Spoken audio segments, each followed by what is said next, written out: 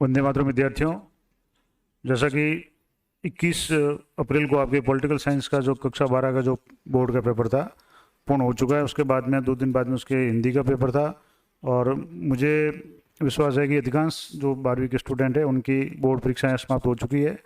अब आप परीक्षा की थकान उतार रहे होंगे, एंजॉय कर रहे होंगे। और परीक्षा से 2 या 4 दिन पूर्व मैंने 2 वीडियो अपलोड किए थे क्विक रिवीजन के, जो मल्टीपल चॉइस के, और मैंने उस वीडियो के अंत में कहा था कि आप मुझे कमेंट करके बताना कि इनमें से कितने प्रश्न इस बोर्ड की परीक्षा में आते हैं, पेपर में आते हैं।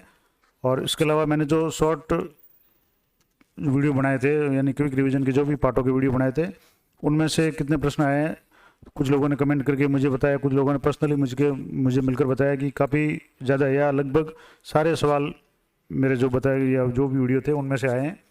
तो मैं आज आपको विद प्रूफ के साथ में बताना चाहता हूँ कि इन पार्टों में से कितने प्रश्न मेरे इन वीडियो में से आए। और जो बोर्ड का पूरा पेपर है, मैं आपको एक साइड में बोर्ड का पूरा पेपर बताऊंगा और एक साइड में जो भी मेरी वीडियो है उनके स्क्रीनशॉट और जो प्रश्न पूछे गए उनके आंसर है वो बताऊंगा, ताकि जो कहावत है कि हाथ कंगन को आरसी किया, यानी प्रत्यक्ष को प्रमाण की आवश्यकता नहीं होगी। मैं आपको प्रत्यक्ष बताऊंगा विद प्रूफ कि क्या क्या प्रश्न पूछे गए थे और मेरे जो भी वीडियो मैंने अपलोड किए थे उनमें कोई उत्तर आए हैं। तो जैसा कि कुछ ऐसे चैनल भी है जहाँ एक ही पार्ट के 2-2, 3-3 घंटे के वीडियो अपलोड किए जाते हैं, फिर दावा किया जाता है कि उनमें से प्रश्न आएंगे। तो अब 2-3 घंटे का एक वीडियो है और एक मैंने सिर्फ 10 या 12 मिनट में, और ज़्यादातर जो पार्टों के वीडियो है क्विक रिवीजन के मैंने 10 मिनट में कवर किए हैं। उनमें से अगर सारे के सारे प्रश्न आते हैं तो आप तुलना कर सकते हैं कि वीडियो की क्वालिटी या उन पार्टों की क्वालिटी कैसी होगी। तो मैं आपको ये विद प्रूफ पूरे पेपर का जो सोल्यूशन है वो आपको बताऊंगा और साथ में आंसर भी बताऊंगा, और फिर आप खुद तुलना करें कि जो वीडियो है कितने हेल्पफुल रहे। और आशा करता हूं कि अगर आपको उचित लगे तो आप अपने जो भी छोटे भाई बहन है जो इस बार कक्षा 11वीं में और 2 महीने बाद में कक्षा 12 में आएंगे तो उनको शेयर करते रहें, ताकि उनका भी बोर्ड परीक्षा में फ़ायदा हो। तो दूसरी बात कि आपके अधिकांश लोगों के 12वीं के एग्ज़ाम हो चुके हैं, तो आप भावी जीवन की जो भी कंपटीशन वगैरह की तैयारी कर रहे होंगे। तो मैं मेरे चैनल पे सामान्य ज्ञान से संबंधित कुछ वीडियो मैंने अपलोड किए हैं और आगामी दिनों में मैं राजस्थान जीके से संबंधित या और भी अन्य विषयों से संबंधित वीडियो अपलोड करूँगा। तो आप देखते रहिए उन वीडियो को और अपने जो भी छोटे भाई बहन हैं उनको भी शेयर करते रहें। तो आइए शुरू करते हैं। मैं सबसे पहले आपको बता देता हूँ कि जो बोर्ड का पेपर था उसमें जो मल्टीपल चॉइस क्वेश्चन थे, 12 प्रश्न पूछे गए थे, उनमें से अधिकांश प्रश्न मेरे वीडियो में से आए हैं। मैं प्रूफ के साथ आपको बताऊंगा।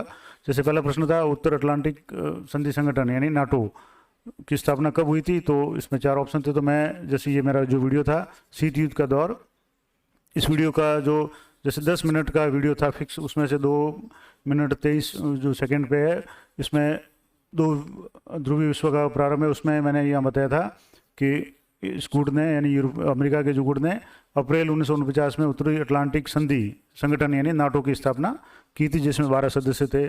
तो ये सीधा सा प्रश्न इसमें से पूछा गया है।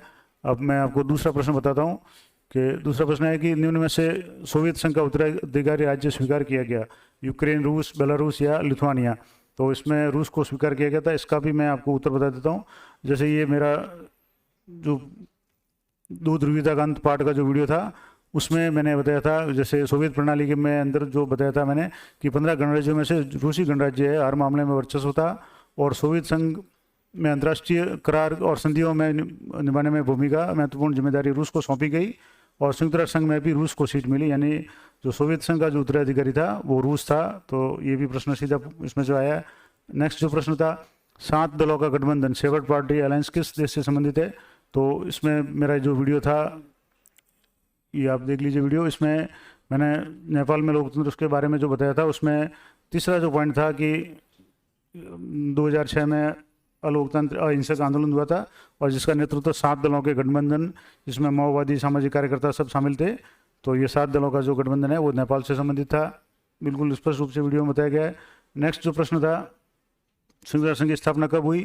तो इसका जो ये वीडियो था अंतर्राष्ट्रीय संगठन, उसमें ये जो इसमें लिखा हुआ है, संयुक्त राष्ट्र संघ की स्थापना 24 अक्टूबर 1945 को हुई थी और 51 देशों द्वारा इसके घोषणा पत्र पर हस्ताक्षर किए गए। तो ये भी सीधा प्रश्न पर आया है।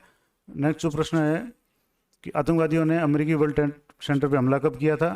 तो इसमें भी मैं आपको बता दूं, ये जो मैंने मल्टीपल ये क्विक रिवीजन के लिए मल्टीपल चॉइस के जो प्रश्न बनाए थे उनमें से समकालीन विश्व में सुरक्षा जो पार्ट है उसमें से जैसे 7 नंबर का ये 7 मिनट का मैंने ये वीडियो बनाया था, इसमें से ये सीधा प्रश्न पूछा गया था अमेरिकी वर्ल्ड ट्रेड सेंटर पे आतंकी हमला कब हुआ था और 11 सितंबर 2001 को, तो ये भी हो गया। उसके बाद में जो नेक्स्ट प्रश्न था 1992 में पृथ्वी सम्मेलन किस देश में आयोजित हुआ, तो इसका भी उत्तर मैंने एक तो ये था कि जैसे पृथ्वी सम्मेलन कब हुआ तो 1992 में हुआ, और उसके आगे ही एक नेक्स्ट जो उसी के वीडियो में मैंने आगे बताया था कि रियो डी जनेरियो किस देश में है तो ब्राज़ील में, तो इस तरह से उसमें मैंने विस्तार से बताया था कि ब्राज़ील का जो शहर है रियो डी जनेरियो उसमें पृथ्वी सम्मेलन हुआ था।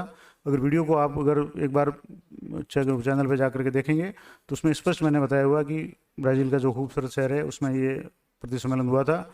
तो इसका नेक्स्ट जो प्रश्न है कि भारत में राज्य पुनर्गठन आयोग की स्थापना कब हुई, इसमें भी जैसे ये पार्ट था राष्ट्र निर्माण की चुनौतियाँ, इसमें इस पार्ट में मैंने बताया था कि सरकार ने 1953 में राज्य पुनर्गठन आयोग बनाया जिसकी रिपोर्ट के आधार पर 1956 में राज्य पुनर्गठन अधिनियम पास हुआ, तो ये भी इसका प्रश्न हो गया।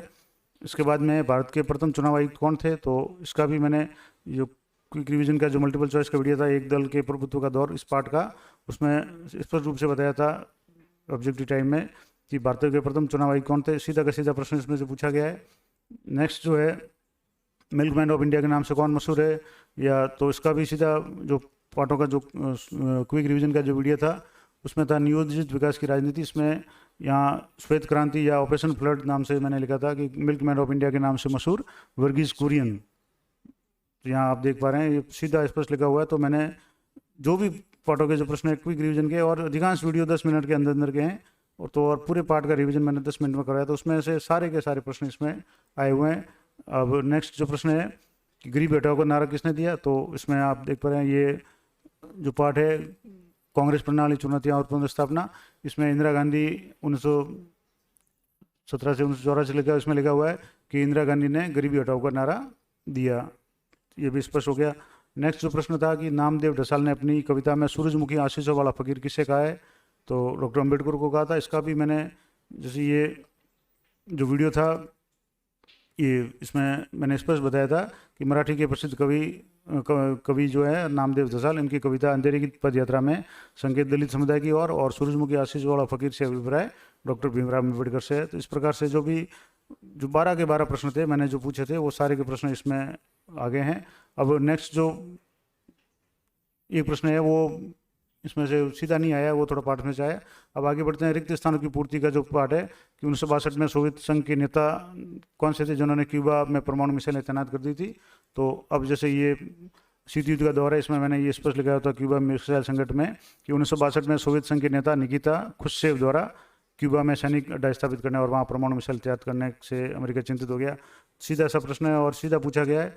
नेक्स्ट है कि 1945 में अमेरिका ने जापान के 2 शहरों पे परमाणु बम गिराए थे, हिरोशिमा नागासाकी। तो यहाँ जैसे ये पार्ट था शीत युद्ध का दौर, इसमें मैंने स्पष्ट रूप से नाम और बमों के नाम भी बताए थे कि अमेरिका द्वारा जापान के हिरोशिमा पे 6 अगस्त 1945 लिटिल बॉय नाम बम गिराया था और नागासाकी 9 अगस्त 1945 को फैटमैन नाम जो बम गिराए गए थे। तो इस तरह से सीधा का सीधा प्रश्न इसमें से पूछा गया है और इसी पेज में से ही ये नाटो वाला प्रश्न भी पूछा गया था। नेक्स्ट जो प्रश्न है 1960 में विश्व बैंक की सहायता से भारत और पाकिस्तान ने किस संधि पर हस्ताक्षर किए, तो इसका भी आंसर मैंने ये जैसे जो पार्ट मैंने बनाया हुआ है समकालीन दक्षिण एशिया, उसमें यहाँ आप देखेंगे तो प्रश्न था कि विश्व बैंक की सहायता से भारत पाकिस्तान में किस संधि पर हस्ताक्षर किए। तो अब जैसे यहाँ इसमें लिखा हुआ है कि 1960 में विश्व बैंक की मदद से भारत पाकिस्तान ने सिंधु जल संधि पर हस्ताक्षर किए। ये जो तीसरा पॉइंट है भारत पाकिस्तान संघर्ष का, इसमें स्पष्ट 3 नंबर पे मैंने अभी बताया हुआ है और ये प्रश्न बड़े प्रश्न में भी पूछा गया, मैं दोबारा आपको बता दूंगा। अब नेक्स्ट जो प्रश्न था world council of indigenous people की जो गठन है कब हुआ, तो इसका भी उत्तर मैंने 1 वर्ड जो है मल्टीपल चॉइस के प्रश्न उनमें इसमें ये पर्यावरण और प्राकृतिक संसाधन है, इसमें world council of indigenous people का गठन कब हुआ, तो 1975 में सीधा प्रश्न पूछा गया है। नेक्स्ट जो प्रश्न था कि भारत का संविधान दिनांक और सन कब अंगीकृत किया गया, एडोप्टेड कब किया गया, तो इसमें ये भारत का संविधान कब तैयार हुआ, तो तैयार हुआ कब अंगीकृत हुआ, लागू कब हुआ, वो ये 26 जनवरी 1950 को था, अंगीकृत हुआ था 26 नवंबर 1949 को। तो ये हो गया। इसके बाद में जो नेक्स्ट प्रश्न है कि 1990 में राष्ट्रीय मोर्चा सरकार ने खलीजिगा आयोग की सिफारिशों को लागू किया, तो ये मंडल आयोग वाला था। तो इसका भी मैंने यहाँ स्पष्ट रूप से यहाँ जैसे लोकतंत्र स्थापित करने की चुनौती है, इसमें इसमें जो आगे जो है इसमें लिखा हुआ है कि मंडल मुद्दा 1990 में राष्ट्रीय मोर्चा की नई सरकार ने मंडल आयोग की सिफारिशों को लागू किया, जिसके अंतर्गत केंद्र सरकार की नौकरियों में पिछड़ा वर्ग को आरक्षण का प्रावधान किया गया था। तो इस चले विवाद को मंडल मुद्दा कहा जाता। तो ये भी प्रश्न है रिक्त स्थानों वाला, वो आ गया। तो सारे के सारे जो रिक्त स्थानों के प्रश्न थे वो मेरे इन वीडियो में से आए हैं। अब नेक्स्ट जो तीसरा जो है अति लघुतरात्मक जो प्रश्न पूछे गए थे वो भी 1 वर्ड 1 नंबर के ही थे। तो द्वितीय विश्व युद्ध के समय मित्र राष्ट्रों में कौन से देश शामिल थे? तो अब जैसे इसमें मैंने जो वीडियो था शीत युद्ध का दौर, इसी में मैंने ये शीत युद्ध के नीचे ही लिखा था मित्र राष्ट्र और दूरी राष्ट्र। तो मित्र राष्ट्रों में अमेरिका, सोवियत रूस, ब्रिटेन, फ्रांस आदि देश शामिल थे। तो ये स्पष्ट रूप से मैंने मार्क करके कलर करके इनको बताया था। नेक्स्ट जो प्रश्न है कि भारत बांग्लादेश ने गंगा नदी के पानी में हिस्सेदारी के लिए किस संधि पर हस्ताक्षर किए? तो अब ये जो वीडियो था समकालीन दक्षिण एशिया, इसके जो लास्ट जो है ना 8-9 मिनट का वीडियो था, उसमें 8:56 पे मैंने बताया था कि फरक्का जल संधि पर हस्ताक्षर कब किसके बीच में हुए? तो ये फरक्का जल संधि है दिसंबर 1996 में भारत और बांग्लादेश के बीच में हस्ताक्षर हुए थे। तो ये भी सीधा इसका प्रश्न है।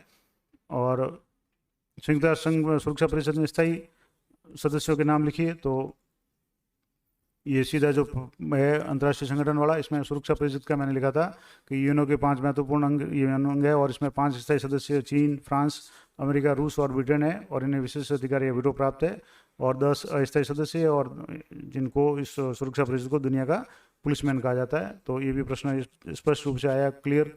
अब नेक्स्ट जो प्रश्न है कि सुरक्षा की अपारंपरिक धारणा, ये प्रश्न थोड़ा सा मुझे नहीं मिला है, हालांकि मैंने बताया था वीडियो में।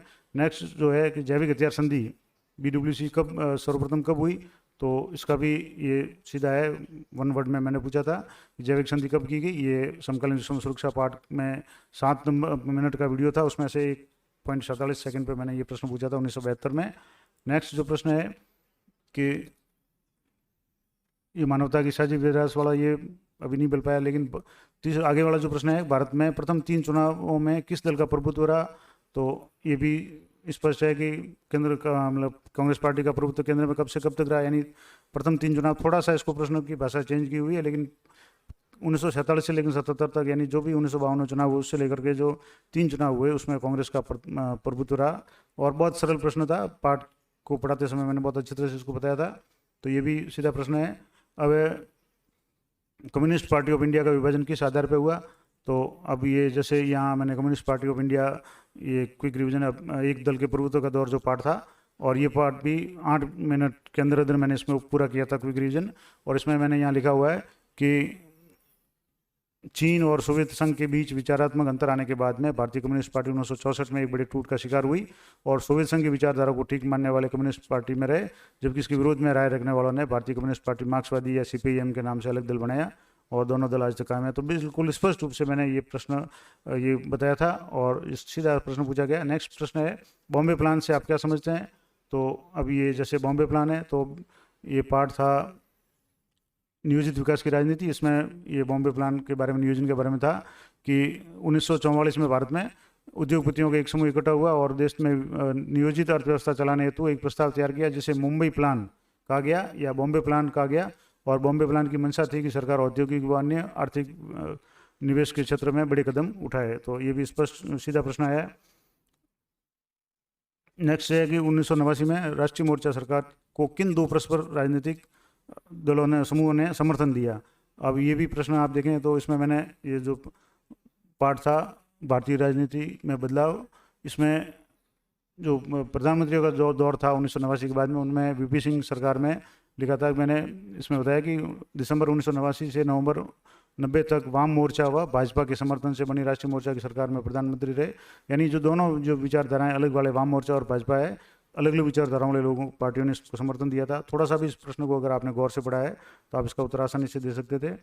अब नेक्स्ट जो प्रश्न था कि बहुजन समाज पार्टी के संस्थापक कौन थे?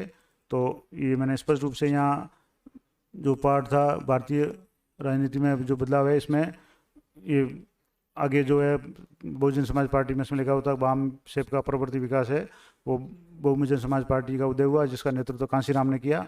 सीधा सा प्रश्न पूछा गया था। इसी में मैंने नीचे वीपी मंडल के बारे में भी बताया था कि बिंदेश्वरी प्रसाद जो मंडल है, वीपी मंडल, उन्होंने जो पिछड़ा आयोग की अध्यक्षता की थी और मंडल आयोग जो मुद्दा है वो चर्चित रहा था। तो अब बाम सेप का प्रमुख उद्देश्य क्या था, तो इसमें ये मैंने इसी पार्ट में इससे नीचे लिखा हुआ था बाम सेप कि 1978 में बाम सेप यानी बैकवर्ड एंड माइनॉरिटीज फेडरेशन का गठन हुआ। इस संगठन ने बहुजन यानी अनुसूचित जाति, जनजाति और अन्य पिछड़ा वर्ग अल्पसंख्यकों की राजनीतिक सत्ता की जबरदस्त तरफदारी की, यानी उनके हितों की रक्षा करने इनका उद्देश्य था। तो ये भी प्रश्न सीधा पूछा गया है। अब जो सेक्शन बी है उसमें प्रश्न था कि शीत युद्ध के दौरान छोटे देश महाशक्तियों लिए क्यों उपयोगी थे, कोई दो कारण बताइए। तो इसको थोड़ा सा प्रश्न को घुमा के पूछा है। मैंने जब पार्ट को पढ़ाया था या वीडियो में, आप मेरा वीडियो देखेंगे तो उसमें मैंने बताया था कि शीत युद्ध के दौरान जो देश थे उन्होंने जैसे मार्शल प्लान वगैरह आदि जो अमेरिका ने किए थे, और इन्होंने जो नव स्वतंत्र देश थे उनको अपने पक्ष में करने के लिए उन्होंने अलग अलग तरह की देशों की जो मदद की थी। इस तरह से छोटे देशों के लिए ये शीत युद्ध है वो फायदेमंद हुआ, क्योंकि अपने गुट में शामिल करने के लिए अमेरिका ने अपनी तरफ से उनको सहायता देने का प्रस्ताव किया, जबकि रूस ने अपने गुट में शामिल करने के लिए अपना जो सहयोग दिया। इस तरह से जो नए देश थे, छोटे देश थे, उनको फायदे हुए। तो ये थोड़ा सा प्रश्न सोचने का प्रश्न था। कुछ प्रश्न ऐसे होते हैं जो तर्कपूर्ण है, अगर आप पाठ को समझ लिया आपने तो आराम से कर सकते हैं। अब जैसे अगला प्रश्न था कि आपके मतानुसार गुट निरपेक्षता की नीति ने भारत का हित साधन कैसे किया। तो अब जैसे ये गुट निरपेक्षता वाला मैंने जो प्रश्न इसमें है कि अब जैसे गुट निरपेक्षता में क्या हुआ, भारत ने हित कैसे साधा कि अब जैसे ये गुट निरपेक्षता शीत युद्ध है तो गुट निरपेक्षता आंदोलन के नेता के रूप में भारत ने दो स्तरों पर भूमिका निभाई। अब इसी प्रश्न को जो पूछा था तो भारत ने किस प्रकार से, जैसे प्रश्न क्या था कि भारत ने अपना हित कैसे साधन किया, तो भारत ने हित ऐसे साधन किया कि एक तो भारत दोनों महाशक्तियों के खेमे से अपने आप को अलग रखा, यानी दोनों से फायदा भी उठाया, दोनों से समान दूरी बनाए रखी। और दूसरे जो भारत ने फायदा उठाया कि नव स्वतंत्र देश थे उनको भी महाशक्तियों के खेमे में जाने से रोका, यानी उन्होंने, भारत ने क्या किया, जो जो नव स्वतंत्र देश थे उन्होंने उनको अपने जो गुट निरपेक्ष आंदोलन ने नाम में शामिल किया। तो इस तरह से भारत का भी प्रभुत्व बढ़ा और दोनों जो शक्ति जो गुट थे, दोनों जो ध्रुव थे, उनसे समान दूरी बनाए रखी। इस तरह से भारत ने इसका जो फायदा उठाया या अपना हित साधन किया। नेक्स्ट है शॉक थेरेपी को संक्षिप्त में बताइए। तो शॉक थेरेपी को मैंने ये सीधा सा पूरा हेडलाइन देकर के बताया था कि शॉक थेरेपी क्या होती है। सामान्य रूप से तो शॉक थेरेपी का मतलब होता है आघात पहुंचाना या उपचार करना, और इसमें फिर ये दिया हुआ था कि जो जैसे है ना कि रूस, मध्य एशिया के गणराज्य और पूर्वी यूरोप के देशों में एक सत्तावादी समाजवादी व्यवस्था से लोकतांत्रिक व्यवस्था की ओर का एक विशेष मॉडल अपनाया गया और विश्व बैंक और अंतर्राष्ट्रीय मुद्रा कोष द्वारा इस निर्देशित मॉडल को शॉक थेरेपी कहा गया था, और उसमें मैंने इसको पूरा विस्तार से बताया था। तो ये भी प्रश्न सीधा पूछा गया है। अब नेक्स्ट है कि सोवियत संघ के विघटन के दो प्रभाव स्पष्ट कीजिए, यानी क्या प्रभाव पड़े सोवियत संघ के विघटन के बाद में। तो अब ये सीधा सा प्रभाव है कि जैसे शीत युद्ध के परिणाम प्रभाव के बाद में क्या हुआ, ये जैसे सोवियत संघ का जो पार्ट था, ये पार्ट दो ध्रुवीयता का अंत है। इस पार्ट में से ये सीधा मैंने बताया था कि शीत युद्ध के दौर की समाप्ति हो गई। मतलब जैसे प्रश्न था कि सोवियत संघ के विघटन के क्या प्रभाव रहे, तो विघटन का पहला प्रभाव तो ये रहा कि शीत युद्ध की समाप्ति हो गई।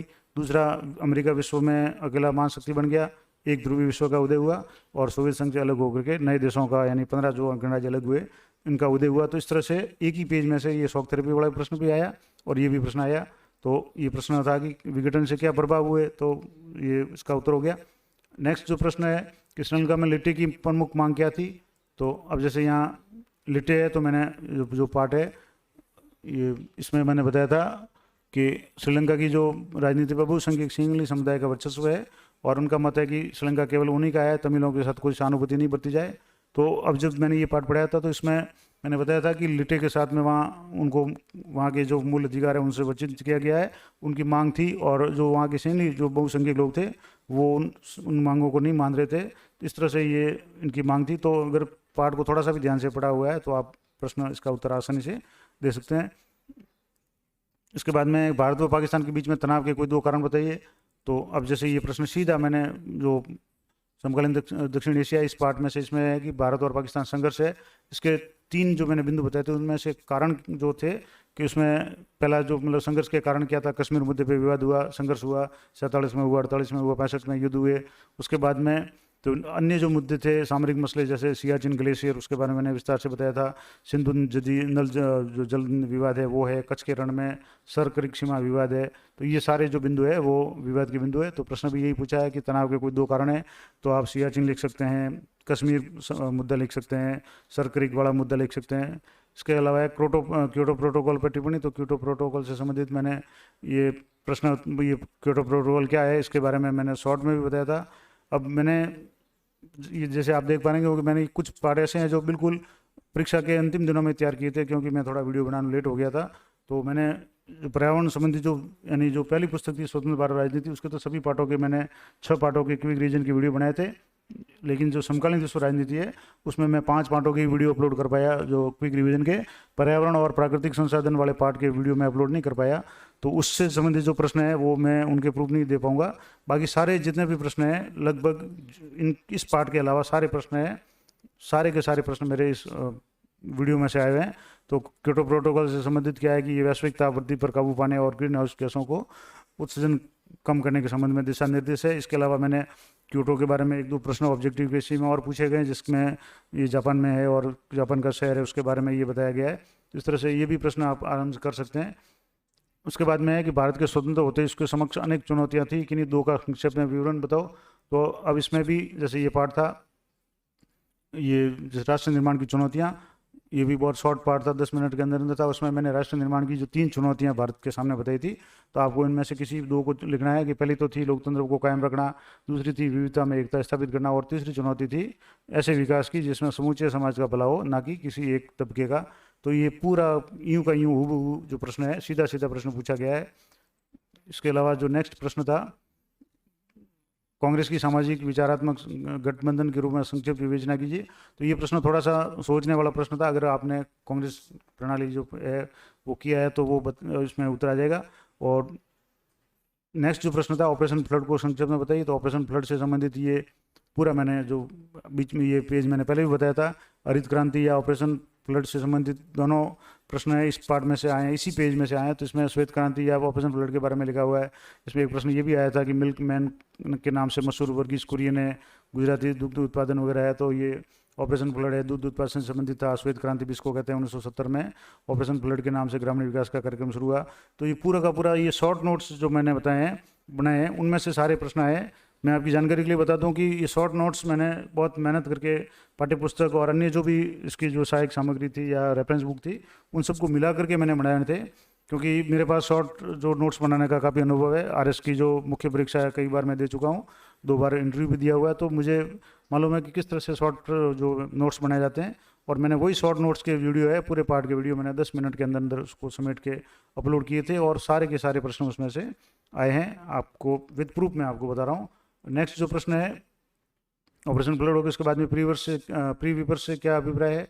तो इसमें आप देखेंगे कि ये जैसे मैंने जो पार्ट था कांग्रेस प्रणाली चुनौतियां पुनर्स्थापना, ये 6-7 मिनट का ही पार्ट था। इसमें से 5 मिनट पे मैंने ये प्रश्न बताया था। प्री विपर्स की भूतपूर्व देशी राज्यों को दिए जाने वाले विशेष भत्ते को प्री विपर्स कहा जाता है और 1971 के चुनाव में ये मुद्दा था। उसके बाद में इसको समाप्त कर दिया गया था इंदिरा गांधी के कार्यकाल में। तो ये भी प्रश्न सीधा सीधा पूछा गया है। नेक्स्ट प्रश्न है, चिपको आंदोलन के कारण और परिणाम बताइए। तो इसमें आप ये जो प्रश्न है पार्ट है, इसमें आप देख जन आंदोलन का जो उदय है, इसमें आप चिपको आंदोलन के बारे में मैंने पूरा बताया था कि 1973 में उत्तराखंड में 2-3 गांवों से शुरुआत हुई थी और इसमें क्या उद्देश्य था। ये पूरा का पूरा सीधा प्रश्न पूछा गया है। तो ये भी आपके इसमें आ गया। अब जैसे दूसरा जो नेक्स्ट प्रश्न है कि लोकसभा चुनाव 2004 के पश्चात अनेक महत्वपूर्ण मसलों पर अधिकतर दलों के बीच में व्यापक सहमति बनी, इनमें से कोई 2 की संक्षेप में विवेचना कीजिए।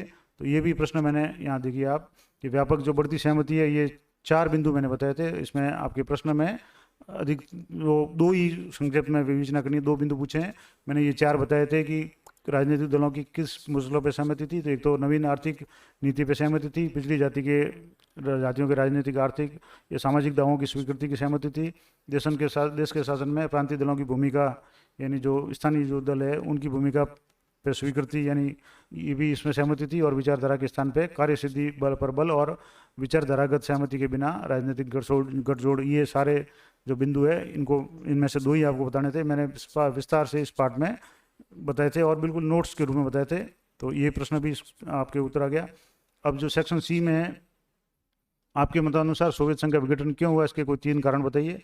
तो अब मैं आपको बता दूं कि ये अथवा में पूछा गया, तो दोनों के दोनों सवाल यूं को यूं आए। अब जैसे मैं आपको बता दूं, ये सवाल पूछा था कि सोवियत संघ का विघटन क्यों हुआ, तो मैंने ये सीधे पॉइंट वाइज नोट्स के रूप में सोवियत संघ के विघटन के कारण बताए हैं। 5 कारण मैंने बताए हैं। राजनीतिक आर्थिक संस्थाएं अंदरूनी जो कमज़ोर होने लगी, लोगों की आकांक्षा पूरी नहीं हुई, परमाणु हथियार सैन्य समाजों पर बहुत अधिक खर्च करना पड़ा। तीसरा बिंदु था कि पश्चिमी देशों की तरक्की की जानकारी वहाँ के लोगों को मिली, मनोवैज्ञानिक धक्का मिला, गतिरोध प्रशासन है, भ्रष्टाचार वगैरह था, और बाल्टिक जो गणराज्य जॉर्जिया यूक्रेन वगैरह थे उनमें राष्ट्रवादी भावना का निर्माण वगैरह। इस तरह से पूरा का पूरा जो प्रश्न है यूं का यूं हूबहू मेरे इस वीडियो से पूछा गया है। तो दूसरा जो इसका अथवा में जो प्रश्न था कि भारत का रूस के साथ घनिष्ठ संबंध रहा है, आपके अनुसार भारत से इसको क्या लाभ हुए हैं। तो भारत का शुरू से रूस के घनिष्ठ संबंध रहा है, उसमें भारत को क्या लाभ हुए हैं, तो ये भी मैंने, आप जैसे इसमें देखेंगे तो ये जो पार्ट था दो ध्रुवीयता का अंत, इसमें मैंने बताया था कि भारत को रूस के साथ अच्छे संबंधों के कारण अनेक मसलों पर फायदे हुए हैं, जिनमें से कश्मीर समस्या, यानी कई बार मैंने वीडियो अगर आप सुनेंगे तो उसमें मैंने बताया कि कश्मीर मुद्दे पे कई बार जो पाकिस्तान द्वारा जो मुद्दा लाया गया तो भारत के पक्ष में रूस ने वीटो भी किया है कई बार, जनमत के संग्रह आदि पे। ऊर्जा आपूर्ति है, चीन के साथ संबंधों में संतुलन लाना, ये सभी। इसके अलावा रूस ने तेल संकट में भारत की हमेशा सहायता की है। इसके अलावा भारत के अंतरिक्ष उद्योग में और क्रायोजेनिक रॉकेट वगैरह है। जब भारत ने परमाणु परीक्षण किया तो अमेरिका ने आर्थिक प्रतिबंध लगा दिए थे, लेकिन फिर भी रूस ने भारत की सहायता की थी। इस तरह से भारत के साथ में हमेशा फायदे में रहा है रूस के साथ। तो यही प्रश्न पूछा था कि भारत का रूस के साथ घनिष्ठ संबंध है और इससे भारत को क्या लाभ हुए, तो ये सारे लाभ में ये है। अब नेक्स्ट जो प्रश्न है कि वैश्विक राजनीति में पर्यावरण की चिंता के कोई 3 कारण, और पृथ्वी सम्मेलन को लेकर पर्यावरण की साझी परंतु अलग अलग जिम्मेदारी को स्वीकार किया गया है। मैंने आपको पहले बताया कि ये जो पार्ट है पर्यावरण और प्राकृतिक संसाधन, इस पार्ट का मैं परीक्षा नज़दीक आने के कारण और समय अवधि के कारण वीडियो नहीं बना पाया था। तो ये प्रश्न मेरे वीडियो में नहीं है, क्योंकि इसका वीडियो मैंने जो क्विक रिवीजन का जो वीडियो है पार्ट का वो मैं नहीं बना पाया था। तो नेक्स्ट प्रश्न था कि प्रथम पंचवटी योजना पर अपना विचार व्यक्त कीजिए। तो ये जैसे पार्ट नंबर जो था नियुक्त विकास की राजनीति, इसमें मैंने बताया था प्रथम पंचवर्षीय योजना, बिल्कुल शॉर्ट में इसमें बताया हुआ है। थोड़ा सा प्रश्न अगर ज़्यादा नंबर का तो इसी को आप विस्तार से लिख सकते हैं। जैसे 1951 से 56 तक योजना थी। इस योजना में कोशिश की गई कि देश को गरीबी के मकड़जाल से निकालने की थी, और इसमें सबसे ज़्यादा कृषि पर जोर दिया गया। इस योजना में बांध और सिंचाई के क्षेत्र में निवेश किया गया, और भाखड़ा नांगल जैसी विशाल परियोजनाओं को भी धनराशि आवंटित की गई। तो ये प्रश्न थोड़ा अगर ज़्यादा नंबर में पूछा गया है तो आप इसमें थोड़ी सी भाखड़ा नांगल बांध के बारे में यानी सिंचाई परियोजना के बारे में थोड़ा सा विस्तार से लिखेंगे तो आराम से आपका जो उत्तर है वो कवर हो जाएगा। इसका जो अथवा में प्रश्न था कि भारत में निजी क्षेत्र बनाम सार्वजनिक क्षेत्र के मध्यम मार्ग अपनाया गया है, इस कथन पर अपने विचार व्यक्त कीजिए। तो ये भी जैसे ये पार्ट था नियोजित विकास की राजनीति, इसमें यहाँ मैंने लिखा था निजी बनाम सार्वजनिक है। इसमें बिल्कुल स्पष्ट रूप से जो प्रश्न पूछा गया मैंने वही बताया है कि विकास के तत्कालीन पिछले 2 मॉडलों पूंजीवादी और समाजवादी को न अपनाकर भारत ने इनसे मिलता जुलता जो मॉडल अपनाया, जिसमें मिश्रित अर्थव्यवस्था कहा गया, जिसमें खेती किसानी व्यापार व उद्योगों का एक बड़ा भाग निजी क्षेत्र के हाथों में रहा, और राज्य ने अपने हाथ में भारी उद्योगों को रखा तथा उसने आधारभूत ढांचा प्रदान किया, और राज्य ने व्यापार का नियमन किया और कृषि के क्षेत्र में कुछ बड़े हस्तक्षेप किए। तो इस तरह से जो प्रश्न था कि निजी और सार्वजनिक के बीच में मध्यम मार्ग अपनाया, तो ये पूरा का पूरा हूबहू प्रश्न है, सीधा सीधा इसका आंसर है वो मैंने वीडियो में बताया हुआ है। नेक्स्ट है कि कांग्रेस ने 1967 का आम चुनाव किन परिस्थितियों में लड़ा और इसका क्या जनादेश मिला, विवेचना कीजिए। तो अब इसमें भी जैसे ये प्रश्न है इसका